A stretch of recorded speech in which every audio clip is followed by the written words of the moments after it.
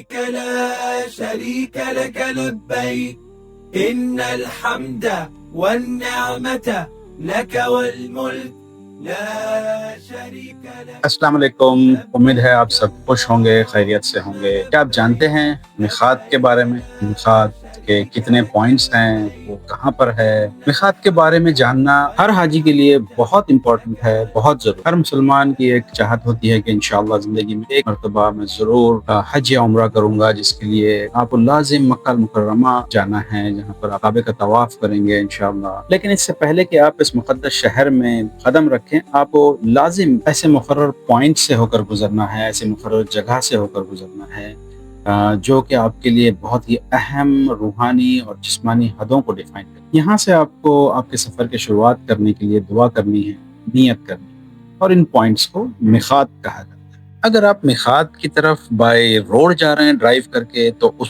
کو ہینڈل کرنے کا طریقہ ڈیفرنٹ ہے، وہ میں آگے بتاؤں گا. اور اگر آپ ان فلائٹ ہیں، جیسے آپ نے آپ کے ہوم کنٹری سے ڈائریکٹ فلائٹ لی ہے، تو اس میں طریقہ تھوڑا ڈیفرنٹ ہے. بہتر ہے آپ احرام باندھ کر بیٹھیں. تو اس میں یہ ہوتا یہ ہے کہ ایک 20-25 منٹ پہلے ایڈوانس میں پائلٹ کی طرف سے اناؤنسمنٹ ہو جاتا ہے کہ ہم میقات زون پہنچنے ہیں.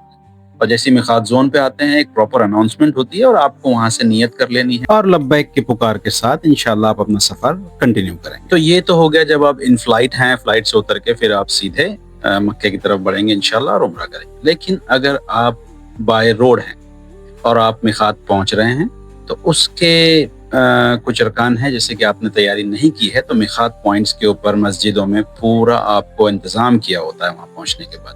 جیسے آپ نے اپنے آپ کو کلین کرنا ہے، آپ نے نہانا ہے، غسل لینا ہے، اور اس کے بعد آپ نے احرام پہننا ہے. تو بالکل وہاں پہ پورا انتظام ہوتا ہے، اور اس کے بعد آپ وہاں سے 2 رکعت نماز پڑھ کے انشاءاللہ تعالی آپ جو ہے آگے کنٹینیو کر سکتے ہیں آپ کے سفر کی طرف انشاءاللہ. تو دوستو چلیے، اس سے پہلے کہ میں آپ کو اپنا جو ایکچوئل پوائنٹ ہے آج کے اس ویڈیو کا وہ ہے میقات، تو میں اس پر جانے سے پہلے چلتے چلتے آپ کو احرام کے بارے میں اور اس کی کچھ باریکیوں کے بارے میں آپ کو بتانا چاہتا ہوں. تو دیکھیے، احرام جو ہے بیسیکلی مرد حضرات کے لیے، آدمیوں کے لیے یہ 2 کپڑے ہیں. ایک اوپر والا حصہ بدن کا چھپانے کے لیے، ڈھکنے کے لیے، اور ایک نیچے جسے ہم لنگی کی طرح باندھتے ہیں. اب دیکھیے، اس میں ایک مسئلہ ہے، یہ دونوں کپڑے سٹچڈ نہیں ہونے چاہیے، بالکل بھی اس میں سلائی نہیں ہونی ہے. لیکن میں آج کل دیکھتا ہوں کہ ایون جو بالغ لوگ ہیں، تو وہ بھی اس کو آسانی سے، نیچے والا حصہ ان کو سنبھالنا نہیں ہوتا ہے، تو وہ اس کو بیلٹ کے حصے پہ بالکل سلائی لگا کے لے کے آتے ہیں، جو کہ غلط ہے میرے حساب سے. یہ نہیں کرنا چاہیے. اتنا مشکل بھی نہیں ہے کسی کے بھی لیے اس احرام کو سنبھالنا. بچوں کے لیے ٹھیک ہے. اب رہا سوال عورتوں کا، تو عورتوں کے لیے مسئلہ یہ ہے کہ ان کے بالکل یہ ڈھیلا ڈھالا سا عبایا ہونا چاہیے، باڈی پوری طریقے سے کورڈ ہونی چاہیے، جس میں لیکن ان کا فیس کھلا رہے گا اور ہاتھ. تو فیس کے لیے تھوڑا سا یہ ایک کنٹروورشل ڈسکشن ہے کہ کور کرنا ہے یا نہیں کرنا ہے. بہتر ہے کہ آپ جو ہیں اگر کھلا نہیں رکھنا چاہتی ہیں، تو سامنے کی طرف ایک کیپ ملتی ہے اسپیشل، وہ کیپ لیں، جس سے تھوڑا ڈسٹینس کریٹ ہو جائے گا، اور اوپر سے ایک پتلا آپ کپڑا ڈال سکتے ہیں جو کہ آپ کے فیس کو ٹچ نہیں ہوگا. خیال رکھیے گا، اگر یہ فیس ٹچ ہو رہا ہے زیادہ وقت تک، تو آپ کے اوپر بھی دم واجب ہو جائے گا. تو اس کا بہت خیال رکھیں. کچھ ایسی کامن کنڈیشنز ہیں جو دونوں ہی مرد اور عورت دونوں پہ لاگو ہوتی ہیں.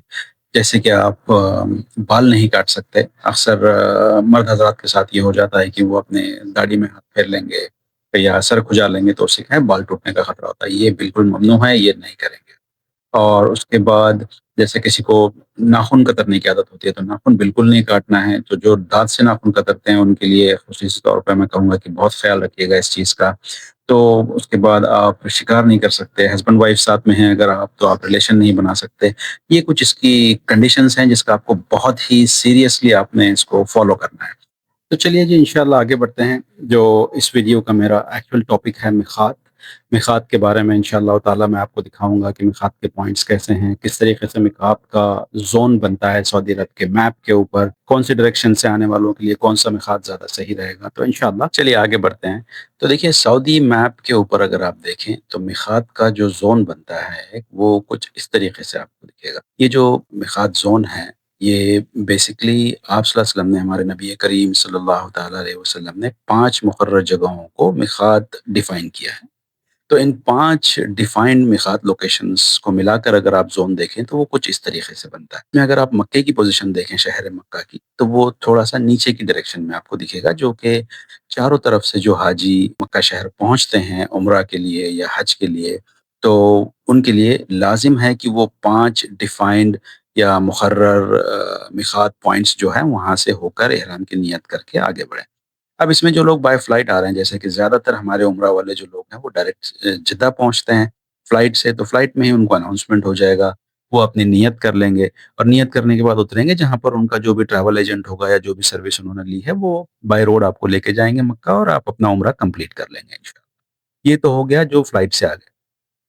اب جو لوگ بائی روڈ ہیں ان کے لیے 5 ڈفرنٹ، جیسا میں نے کہا، مقرر میقات پوائنٹس ہے، جس میں پہلا ہے یلملم میقات، جو کہ یمن سے ڈائریکشن میں جو لوگ آتے ہیں ان کے لیے ہے، اور یہ اس کی کچھ امیج اور اس کا جو ڈسٹنس ہے مکے سے وہ 130 کلومیٹر کے لگ بھگ ہے، جو کہ 1.5 گھنٹے کا راستہ بنتا ہے بائی روڈ. دوسرا ہے آپ کا قرن المنازل، یہ طائف کے پاس ہے. یہ سب سے قریب جو میقات ہے وہ یہی ہے، سیکنڈ والا جو طائف کے پاس ہے، اور یہاں پر عموماً جو ہے آپ کے ٹریول ایجنٹ ایک عمرہ آپ کو یہاں پر لے کے جاتے ہیں اور یہاں سے وہ میقات سے آپ کو واپس لے کے آئیں گے عمرہ کرنے کے لیے. نہیں بھی تو آپ لوگ ایز اے گروپ ایک کوئی بھی ٹیکسی ہائر کر کے بھی جا سکتے ہیں اور کر سکتے ہیں، کیونکہ یہ سب سے قریب جو میقات ہے مکے سے وہ یہی والا ہے. تو لازم یہاں پہ جائیے گا اور یہاں سے ایک عمرہ کریے. جو تیسرا ہے وہ ہے میقات ارقن، جو عراق کی ڈائریکشن سے جو لوگ آتے ہیں وہ، اس کی جو ڈسٹنس ہے مکے سے وہ آلموسٹ 120 کلومیٹر کے لگ بھگ ہے، جو کہ 1.5 گھنٹے کا ہی راستہ بنتا ہے. یہ ہو گیا تیسرا. اب جو چوتھا جو میقات ہے وہ مدینے میں، کیونکہ زیادہ تر حاجی جو ہے جن کو جلدی لے کے آیا جاتا ہے ان کو پہلے مدینے لے آتے ہیں، پھر وہ مدینے میں کچھ دن گزاریں گے اور اس کے بعد مکہ جائیں گے. تو ان کے لیے بہتر یہ ہے کہ وہ یہیں سے ان کو سہولت ہونے کے لیے جو ہے ایک میقات یہاں پر بھی مقرر کیا گیا ہے. تو اس کا نام جو ہے اس میقات کا وہ ہے الحلیفہ، یا حلیفہ بھی کہا جاتا ہے، اور اس کو ابیار علی بھی کہتے ہیں. تو جو حاجی یہاں سے گزر رہے ہیں وہ لوگ جو ہے یہاں سے احرام باندھیں گے، نیت کریں گے اور انشاءاللہ مکے کی طرف بڑھیں گے. یہ کیونکہ مدینہ میں ہے تو اس کا ڈسٹنس آلموسٹ 450 کلومیٹر کا بنتا ہے، جو کہ 5 گھنٹے کے قریب آپ کو 4.5 سے 5 گھنٹے لگیں گے بائی کار، اور بائی بس ہے تو ہو سکتا ہے کہ 6-7 گھنٹے لگ جائیں، ڈیپینڈ کرتا ہے. اور لاسٹ جو ہے وہ ہے آپ کا رابغ کے پاس، جو 5واں میقات ہے اس کو کہا جاتا ہے الجحفہ. یہ رابغ کے قریب ہے، اس کا جو ڈسٹنس ہے مکے سے وہ آلموسٹ 190 کلومیٹر کے قریب بنتا ہے.